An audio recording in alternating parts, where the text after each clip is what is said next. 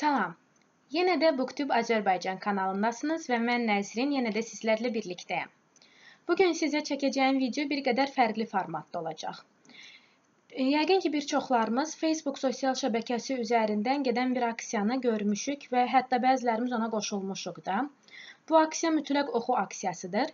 Yəni, insanlar mütləq oxu hashtagı vasitəsilə bu aksiyaya qoşulur və hər kəsə məsləhət gördükləri 3 kitabın adını çəkirlər.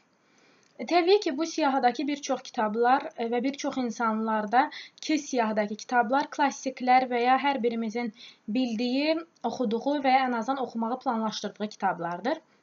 Mən bu aksiyaya bir qədər fərqli yöndən yanaşmaq istədim. Düzdür, mənim seçdiyim kitablarda bir çoxlarımızın bildiyi, təbii ki, və ya oxuduğu kitablardandır. Lakin klassiklər arasından seçmək istəmədim o kitabları. Bir qədər insan həyatına toxuna biləcəyi kitablara üstünlük verməyə çalışdım. Belə yanaşsaq, insan həyatında hər birimizin ən əsas rol oynadığı dövr uşaqlıq dövrüdür. Yəni, bir çox şeylər biz həyatımızda qazandığımız bir çox uğurlar məhz uşaqlıq dövründən qaynaqlanmağa başlayır.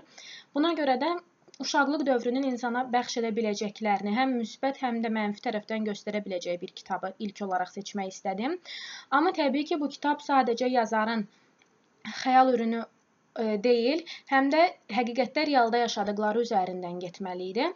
Və buna görə də José Mauro de Vasconceles'in Şəkər Portaqalı məncə bu bəndə ən uyğun gələn kitablardandır. Ən azından mənim kitab rəfimdə və mənim oxuduğum kitablar arasında.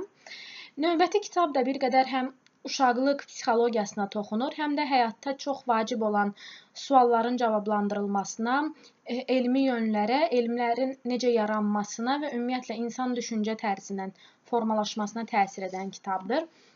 Məncə bu kitabı da hər bir kəs mütləq oxumalıdır və bu da Justin Gardner'ın Sophie'nin Dünyası kitabıdır ki, həqiqətən də bu kitab bizə bir çox şeyləri bəxş edə bilər, həm fəlsəfi, həm elmi, həm də psixoloji cəhətdən.